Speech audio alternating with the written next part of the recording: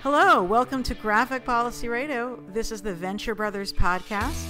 Sorry for the delay in this week's episode, but I had to literally run after members of the Senate and videotape them as they avoided talking to victims of sexual assault. And then I went to Comic-Con. How was your week, Stephen? Well, I've just published a book. It's called People Must Live by Work. You can find it at Penn Press or on Amazon.com. And I also went to a modern monetary theory conference that actually got quite a bit of publicity because Stephanie Kelton is a big deal now. Oh, wow. We're really nerdy, but that's good. And we're also really dark wavy, thanks to my brother, David Levin, who just recorded a new theme song for us. Thank you, David. Okay, and I'll just throw it out to our listeners. If anybody is looking for meaningful ways to help volunteer around the election and doesn't have ideas of what they can do near them, drop me a line. I'm ELANA_Brooklyn, and I am full of suggestions. So this week's episode of The Venture Brothers is Season 7, Episode 9, called The Forecast Manufacturer. And it's interesting because I do think that one of the big themes for this episode is sort of a new one as a focus for our particular episode, which is really nature versus science. And how your characters within the show are sort of analyzing each of them and weighing what is a better priority and what is more in line with their goals at the time. And by nature, I'm including human nature, or sometimes it could be weather. I also think it sort of is a metaphor for the question of controlling your feelings or you're controlling your emotions versus just living in your actual emotional state as it is. Right, sort of reason versus emotion. Reason versus passion. Yeah, there's sort of a famous metaphor about the elephant and the rider tries to keep the elephant along the track by using positive motivation. I think in this episode, perhaps the elephant is a bear. Another theme for this episode is the sort of continuing theme of institutional corruption. You know, here we have two ostensible rivals, the OSI and the Guild, cooperating against an outside force that's trying to sort of break into their market. But you also see corruption going on with Mission Creep vis-a-vis his superiors, both in his time in the OSI and in the Peril Partnership. And then finally we have the Monarch's sort of accidental climb through the ranks, which has really been an ongoing theme, you know, for the last 2 seasons at least. Yeah, it actually made me think of a question, which was, when did the show start caring about ranks? Like, that's a good question. I mean, there was the whole thing about the gated compound of supervillains in season 3. Yeah, the town called Malice. Yeah, I mean, it comes up, I think, out of sort of as an outgrowth of like wanting to shake things up by having other supervillains arch Dr. Venture instead of the Monarch, and then giving him a motivation to like get back to that position. So the episode starts, we see New York City in snow. We see sort of, you know, aerial shot of Lower Manhattan. We see that same bridge in Central Park. We see the corner of Christopher Street and something, which I think we've seen before, but I don't remember. We see Ventec Towers. And we learn that New York City is under 3 feet of snow, so Rusty wants to use the opportunity to test a thermal regulation suppository. Remember when we had snow in winter? God, yeah. It's a little bit scary out there these days. Yeah. So Billy unfortunately gets tasked with taking the suppository, and we learn that Rusty is a big fan of salt and pepper, because he likes to push it real good. But, you know, my big question is, who puts two-way video screens in a bathroom? That's just wrong. You know, LBJ would have totally done that if they'd had the technology back then. Sure, that was kind of the way that he liked to do politics. So, you know, Billy goes along with it, but what I like is that, you know, once again, he's sort of standing up for scientific rigor in the face of Rusty's sort of slapdash pushing the envelope. You know, this has been a really great season for Billy. He's become really the most heroic of the adult characters on the show. Not just in terms of him standing up for science, but also in him standing up for other people and being concerned about the world at large. And those are always characteristics that he's had, but he's been more assertive about it. I really enjoyed him saying, that's not TMI, that is just the right amount of I. And, TMI standing for too much information. Yeah, and also, Rusty really can't complain about too much information, given that he just, watched Billy in the bathroom. Yeah. So they're interrupted by a mysterious beeping sound. Is that really a secret theme of this whole season? Mysterious beeping sounds? I mean, arguably that goes all the way back to the second episode of season 1. Taken. So they go into panic mode because by this point they've heard enough mysterious beeping sounds. And we see Hank and Rusty in the bunker with the hard hats on. And because they're in the bunker, Hank can't get reception to talk to Serena. Rusty suggests that he that he call her on a landline, but Hank responds that you can't text on a landline, which I feel is as good as any as a battle cry of the millennial. So they Rusty refuses to evacuate the building. Helper, their bomb disposal drone, won't go into the closet from whence the beeping sound is coming. We see Brock refusing to wear a helmet as he's coming into the building. There's just been a lot of pissing contests between Brock and Sergeant Vatrid, and it'll never end. And it was funny this episode, but I'm kind of ready for there to be something more to that. Yeah, I mean, that it is a very sort of old thread that they're pulling at. So it turns out that the beeping noise is an old, 70s era OSI military phone. Rusty knows it's for him, and we cut to credits. No. So Rusty takes the hotline, and of course he doesn't want to take the job because he's Rusty. Billy is excited about it. And I think that that's a pretty good description of those two characters' dynamic this season. I mean, Billy is just really gung-ho. He's trying to demonstrate his worth to his boss, so to speak. And he still definitely has a lot of that hero worship for the cartoon of his childhood left over. Yeah, so, meanwhile, Dr. Mrs. is getting pitched by the Monarch and Gary about the idea of using a strip mall dojo as a way to recruit henchmen. But it turns out that she's actually there to send Gary and the Monarch on a secret mission for the Guild. I hope that little girl Madison returns to Arch Malcolm someday. Yes, this is the little girl that Gary slaps in the face and then gets into an argument with the dojo owner. And is this the same dojo owner that you mentioned in the episode where they had the Carvel ice cream cake? Probably. Guy with the Jewish last name? Oh, Tiger Schulman. Yes. Yeah, you know what? That could totally be Tiger Schulman, yes. Okay, because I was thinking, the curly hair and the accent, I was getting vibes from that. Probably one of our people. So it turns out that the blizzard is man-made. It's actually a weather machine. Which is such a funny, specific comic bookish trope. I definitely was thinking about the weather wizard, who's a Flash villain. Also all the times that the religious zealots have accused, quote, the gays of controlling the weather, quote. Yeah. It's also sort of classic Silver Age, threaten a city for some nefarious purpose. I mean, that was that was the weather wizard's thing. Very Silver Age Flash. So Hank refuses to go on the mission because he's more concerned that Serena won't answer his texts. But, because it's Hank, rather than, conclude that she's ghosting him, he, thinks that she's been, abducted by aliens or replaced by a clone and so on and so forth.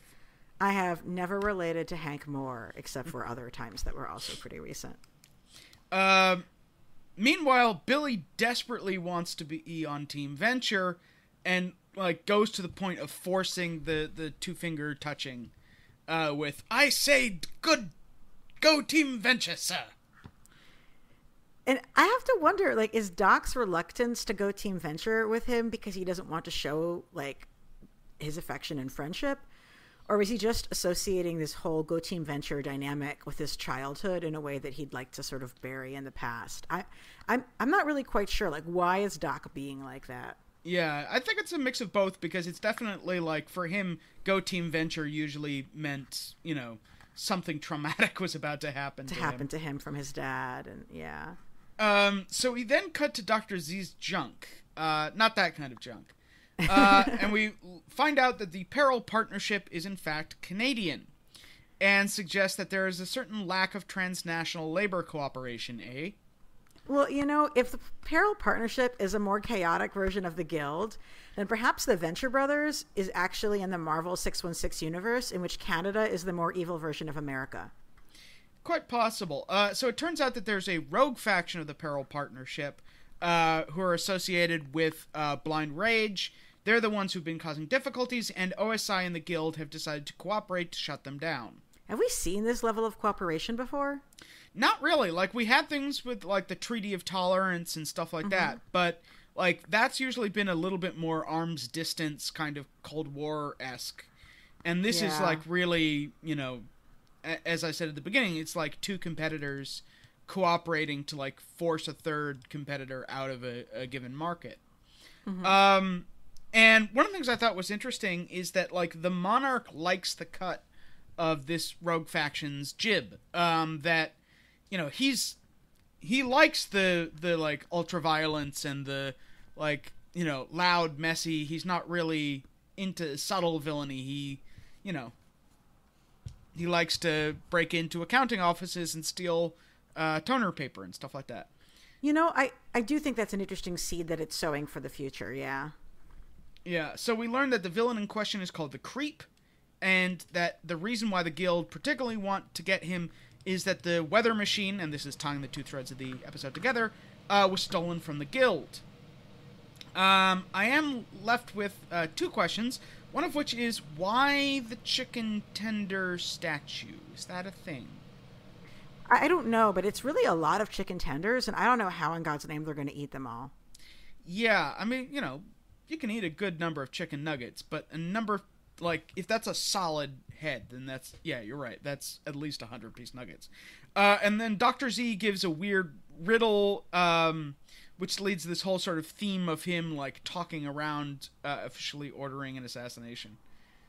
Dr. Z is being super adorable, and I also think this episode is just really into butts, and they needed to make another butt joke. Yeah, that's definitely true. Meanwhile, Team Venture takes off in their plane, which is starting to look more and more like a Quinjet.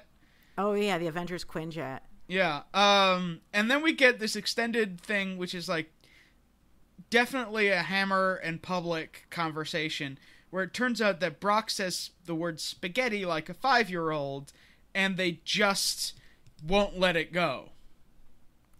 And they shouldn't, because it's hilarious. I have to feel like this is probably something that somebody they know has an issue with pronouncing.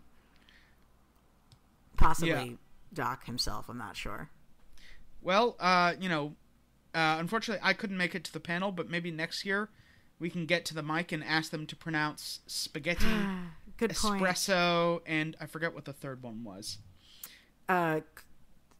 Yeah. I couldn't get into the panel either because I was speaking in something at the same time as theirs. So I also miss the days they used to actually do press junkets at New York Comic Con. That was really fabulous. Mm-hmm. So Hank tries to get out of Ventec Tower in a snowsuit. He has left 43 messages and 60-odd texts, which is yikes. And at least, you know, Sergeant Hatred can recognize obsession when he sees it and tries to give him good advice. And this is where I was wondering, like, is this starting to be a Thing reference because of all the, like, you know, snowsuits and people wandering around in the middle of blizzards? I really think so. And that's right around the time when it might have even been earlier, like when you get some of those really bizarre aerial shots of how empty the house looks. I think it's sort of been playing around with the movie The Thing for a while, and definitely deliberately so, especially since this is the very action and suspense movie-oriented season they've had. Also, if somebody is a fan of the movie The Thing, which I adore. Two things. One, the Thing episode of Wrong Reel podcast, which I've been a guest on Wrong Reel a few times, is an excellent episode. I also recommend Sam J. Miller's Nebula Award nominated short story Things with Beards, which you can read for free on Clark's World. Those are like two of my favorite things about The Thing. Cool. So meanwhile, the Monarch and Gary are getting into some really impressive looking snorkeling gear in order to pretend to defect to the Peril Partnership. And there's another extended sequence of sort of denials about whether they're supposed to, like, kill the creep. Meanwhile, Hank, out in the blizzard is going a little bit snow crazy and ends up going headlong into a lamppost. His playing in the snow right then is so childlike. It's almost like a non sequitur. I mean, I get that Hank is acting that young at many points in time still, but it felt like a leap to me to go from obsessing over his girlfriend Serena to being distracted by the desire to play in the snow. And I totally get him having poor enough depth perception to, wipe himself out on the side of a lamppost. Well, yeah, I think he just was paying attention to the snow and not thinking about what could be inside the snow, which is something you got to worry about in New York City. Oh my God, all kinds of stuff could be inside the snow. But, do you think it is at all sort of like you're going from obsessing about your girlfriend to just playing in the snow and not even looking for her? Yeah, I mean, I think he's still sort of heading in her general direction. But, he does have sort of a low attention span in general. So, meanwhile, we get a really gorgeous shot. I have to say the animation was particularly on point this episode, of Rusty and Hank flying above the clouds out of the storm. And I love the windshield wiper, this tiny little windshield wiper on their windshield. You had something to say about the sound. Oh, yeah. It was really watching this airplane, the Quinjet sequence, that I began to be aware of how many sound cues there are this episode. And that there's a lot of musical score going on underneath the whole episode. And it really makes the whole thing a lot richer. It feels a lot more cinematic to have this much of a musical score happening.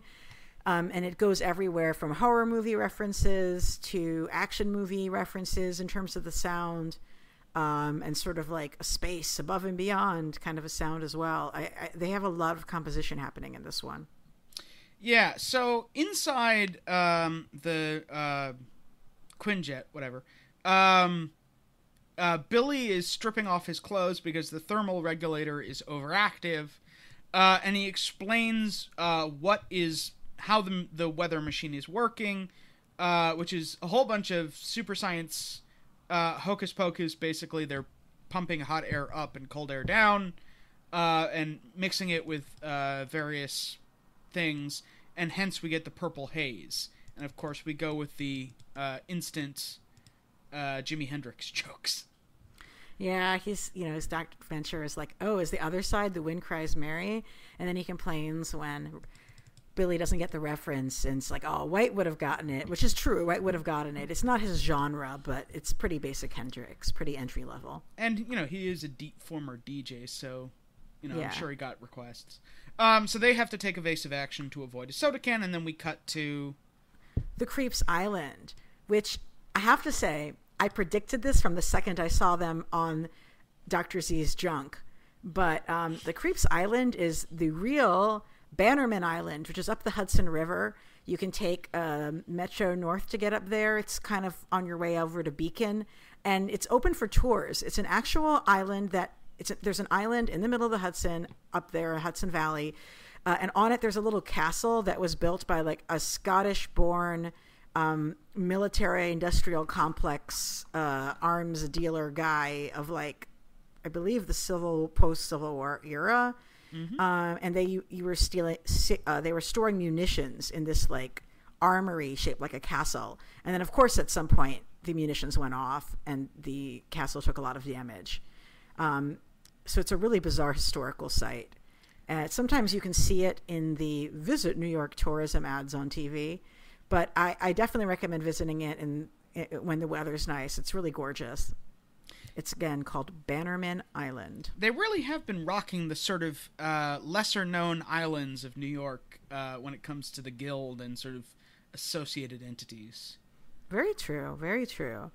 And when Monarch and Gary get on land, the Monarch is complaining that their loud scuba gear colors are going to get them caught.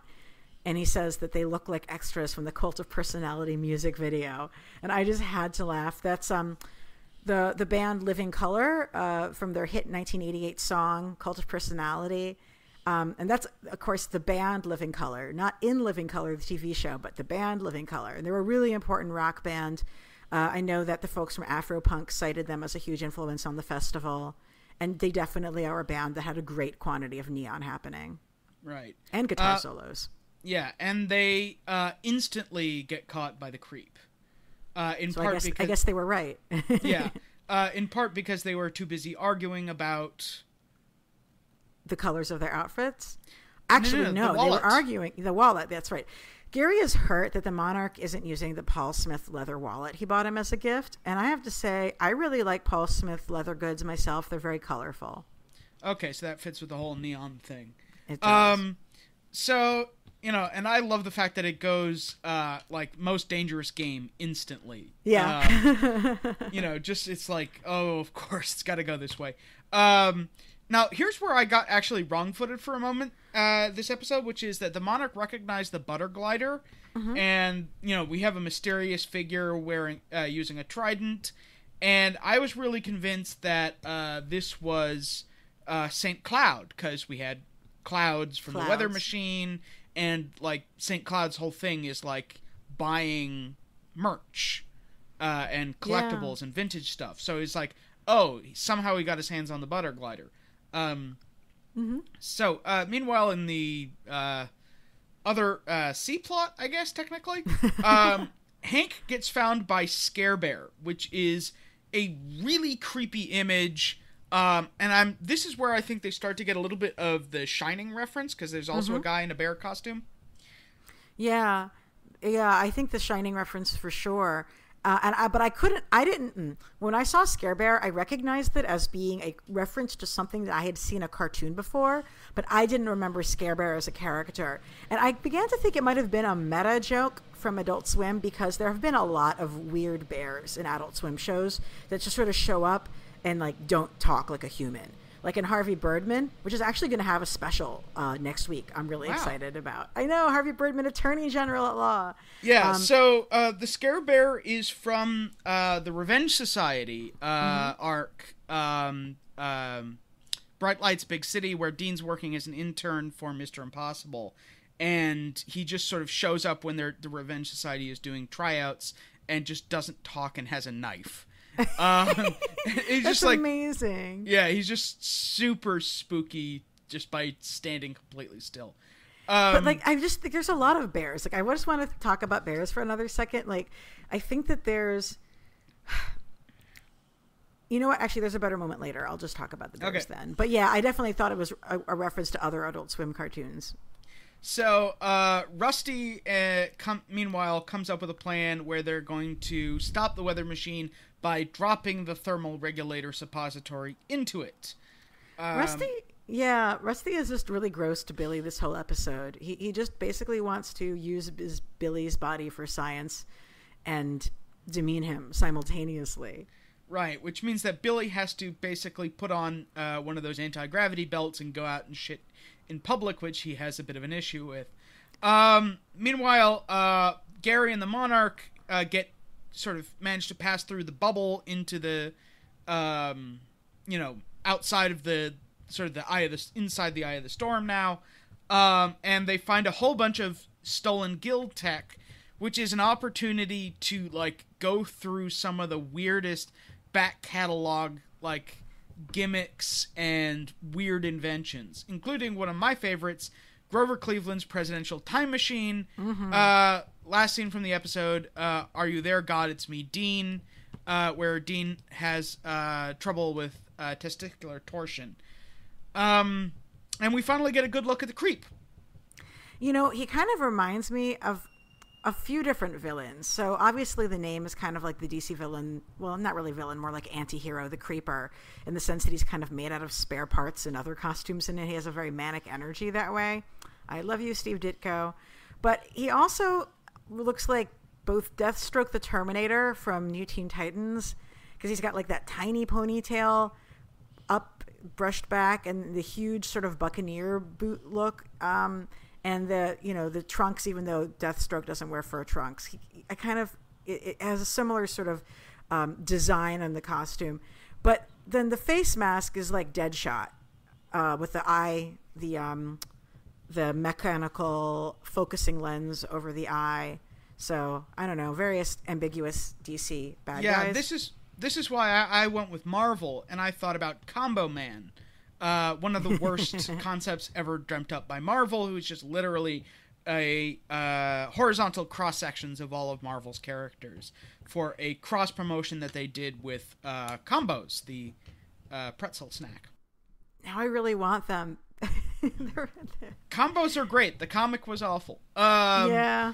Anyway, so my favorite bit of the episode is it turns out that the most dangerous game is not being hunted by a dude with a rifle. It's playing lawn darts. Which is probably true. Are folks familiar with the lawn darts lawsuit? Lawn darts were a real toy, and they were like a weighted giant like javelin that you would throw in a lawn into a target. And not surprisingly, somebody died. A kid died, and his dad sued the company, and lawn darts were taken off the market. And this is a story that is definitely true. I checked on Snopes.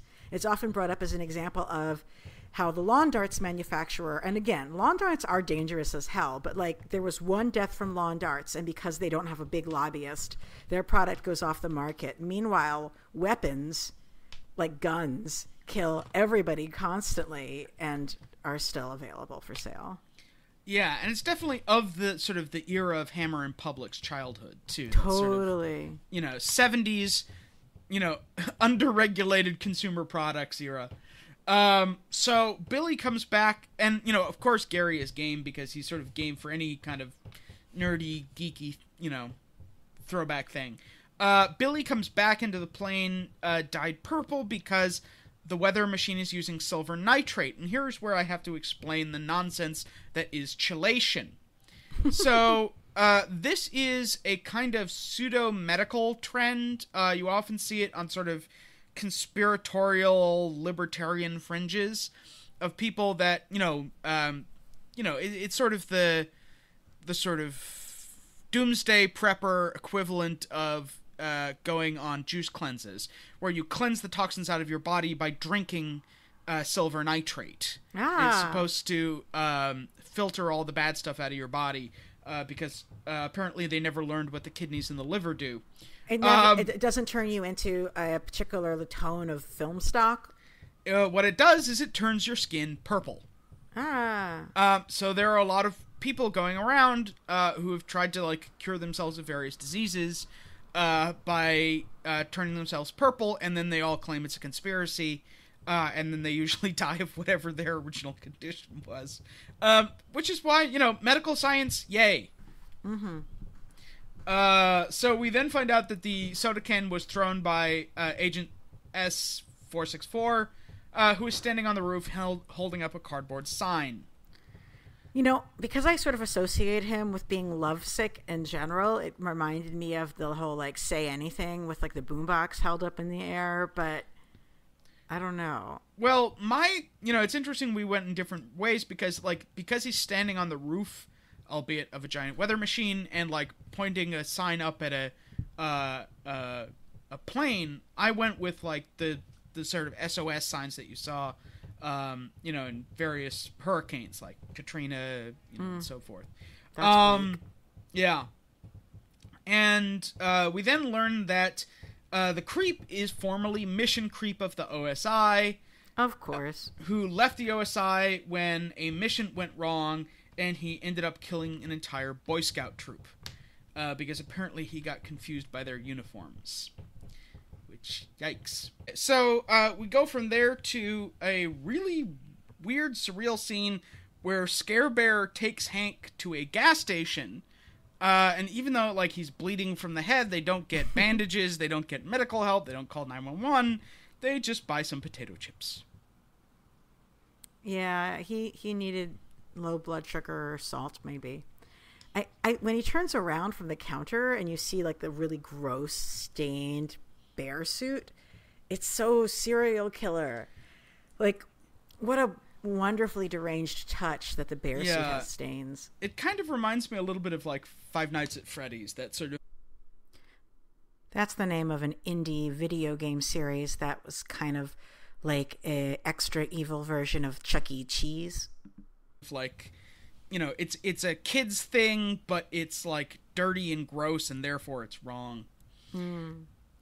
So we then find out that S-464 is the one who's actually responsible for the whole weather incident, because he's trying to stalk his now ex, Kimberly McManus, and we learn that Rusty is apparently stalking Novia, and Billy is the only one who calls this out, although S-646 at least, you know, recognizes that there is some moral difference between, you know, catfishing someone on social media and, you know, causing a major weather incident. You know, and that causing a major weather incident is not as bad as that really bad version of stalking. But you know, with Billy calling them out, like, I think Billy is the only adult in the show who's really a good person. I mean, the Order of the Triad aren't bad people, but I think Billy is the only one who's actively a good person. Yeah, I mean, he's certainly one of the most sort of altruistic, idealistic people on the show. That's why I fear for him. So, well, we're about to learn that he might be okay for a while, because the Monarch and Gary are still playing lawn darts when a different Rusty and Billy come out of the time machine. And we know that this is clearly later in the timeline because Rusty, or at least from a different timeline, Rusty calls the Monarch Malcolm, which weirds out the Monarch, and Billy's got a giant beard.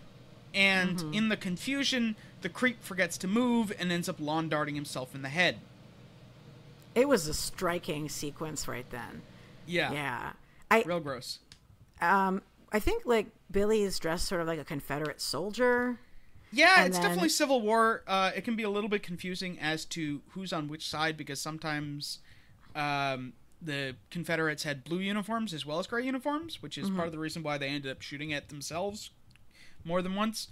But it's definitely sort of adjacent. And Rusty's got, like, an HMS Titanic. Was it Titanic? Yeah, Titanic, yeah. Yeah, like I'm dying to know where these little pieces come in from, and that they go right back into the Grover Cleveland time machine to figure out what's next. Yeah, and, you know, continuing their trend, the Dream Team, as Gary and the Monarch have decided to call themselves, agree to just, like, be quiet about how the hit actually went down and just take the credit, which kind of been their MO for a while now. Yeah. And Scare Bear takes Hank to Dean's dorm room, and it's an amazing sequence. Like, the carpet itself looks creepy because you're seeing, it's like a first-person POV, almost like a Giallo Italian horror movie, with, like, the black gloves are in the frame, except in this case it's like the bare arms with Hank with Hank's semi-conscious body in them. Yeah, I actually get the carpet reminded me of The Shining, that sort of hotel carpet texture pattern. Yeah, the tessellated pattern, and then there's really good horror movie string section coming in quietly in the background. I really think that, like, the bear is a symbol for how feelings are too big to control. Like, I mentioned that earlier in terms of the elephant and the rider metaphor, but I've really seen a lot of art that has used bears as a symbol for that. And I think that that's in line with it. Yeah, I was kind of thinking he's a little bit of a spirit guide. Like, his purpose in this episode, what he actually does, I mean, even though he's carrying, like, this giant fuck-off knife, is, like, he protects Hank and, like, guides him towards an important, although painful, revelation. Because it turns out that Dean and Serena are naked under the covers, and this leads to an extended "this isn't what you think it is" riff. And it's like, no, I'm pretty sure you guys are fucking. Which I think, like, as soon as I saw the direction of where they were headed and it being in the dorms, I knew that's what it was going to be. Yeah. And God, what a brilliant move. I mean, you've had these whole brother against brother themes throughout the season, and then in this one they're really building to there being another conflict between brothers. Yeah, and we've kind of been talking about this for a couple episodes, that just, like, Dean has more in common with Serena. They're both going to college, and they're in the same classes, and, like, Hank isn't really doing anything with his life. And, you know, besides, like, wanting to bone her, doesn't really have all that much in common with Serena. Yeah. So, yeah, I think it's kind of inevitable. It was, and I just think that this whole sequence was really well scripted between those characters. Yeah. They think they really nailed it. And I also want to shout out to the posters on his wall that include that, like, love not bombs. The one with the bomb and the whale that was in his professor's wall. And then he has another poster that says love is a chemical reaction. And that, again, is like, brings me back to the theme of the episode. Like, love is a chemical reaction. I mean, how much control do they have over their feelings towards each other in this way? And how much are they just controlled by instinct with each other? Yeah. And then, you know, Hank passes out due to blood loss and concussion. And there's an amazing moment where he's like, "Oh, you see the bear too?" Thank God. Yeah. Which so I think good. leaves ambiguous whether, like, is he going to remember this? Because I could see them going, like, either way. Like, either they decide to, like, commit to the conflict, or they better commit to the conflict. They better. Or it's this whole, like, tiptoeing around, like, does he remember thing. And then we go to a really stunning post-credit sequence where Kimberly McManus gets in to see S464 and finds out that they have mind-wiped him, that he does not remember nor love her. Yeah, I thought that was extreme as hell. Like, I don't know. There was a much more extreme mind-wiping than I would have expected. And, of course, Dr. Mrs. doesn't really lead with the fact that it's been that radical. Yeah, and I think that, like, this is kind of that whole, like, remember we're the bad guys thing that she was on a while back, that, like, you know, they're kind of pissed off at OSI, like, in you know, an ex-OSI guy stole a guild invention and then the guild had to clean it up. And, you know, they haven't exactly been happy with the way that, like, their interactions with the OSI have gone. So it's like, this is a very personal fuck you. Yeah. I want to talk about that climactic scene, though, in the dorm room again. Like, sure. I mean, that whole sequence is really set up like a horror reveal, right? Yeah. And you have him sort of entering the bedroom in a very, like, coitus interruptus thing. I think it's like the I don't know. It could be quite Freudian. There's a question of, like, seeing your double. I don't know. Yeah, I mean, it's also there. I think there's a little bit of similarity to, again, The Shining, the bit where they, Jack opens, like, a random door and he sees, like, two ghosts fucking, basically. Mm-hmm. So it's just sort of like you're suddenly confronted with something that you don't want and I'm not ready for. I want to dig to, like, do a little bit more of my. So, like, Freud is bullshit in reality, but Freud is very consistently referenced in art. And I do feel like I want to put my head into a little bit of Freudian analysis for the way this whole scene is done. I mean, there's just so much there to it, with the bear representing, you know, is it like the id that's steering him to see what he doesn't want to, the truth that he doesn't want to have revealed? Or maybe the bear is his ego, which is carrying him to show him the reality of his situation in which his brother is betraying him this way. the ego that is physically steering him and interfacing with reality between his semi-conscious mind, since he's kind of literally semi-conscious, and the world as it exists. I could kind of go either way on this one. Is this the doppelganger of the self? I was going to say, this sounds more Jungian than Freudian. Yeah. By doppelganger, I mean that Hank is experiencing his brother as his doppelganger in this moment, which is sometimes thought of as like your evil twin. And in this case, he's seeing your doppelganger is generally characterized as being an out-of-body experience. So he's seeing his brother, who is his double, doing the thing that he wishes he was doing, which is having sex with his girlfriend. And he's experiencing it in a really sort of out-of-body way. And I think part of the reason why his response to it is addled is, he's experiencing brain trauma, but he's also really unclear on what he's seeing because of the connection between the two of them as brothers. And I think that there's an interesting Jungian connection with that, which I guess also falls into the category of, I don't think this is sound psychology, but it is definitely all over art. Yeah, so unfortunately, I gotta wrap this up. Okay. So shall we try one more time to get it right? Yes, and also just yes, let's do it. Okay. One, two, three. Go Team Venture Podcast. That's Damn the best. No, I think that was close. All right. That's pretty good. Still.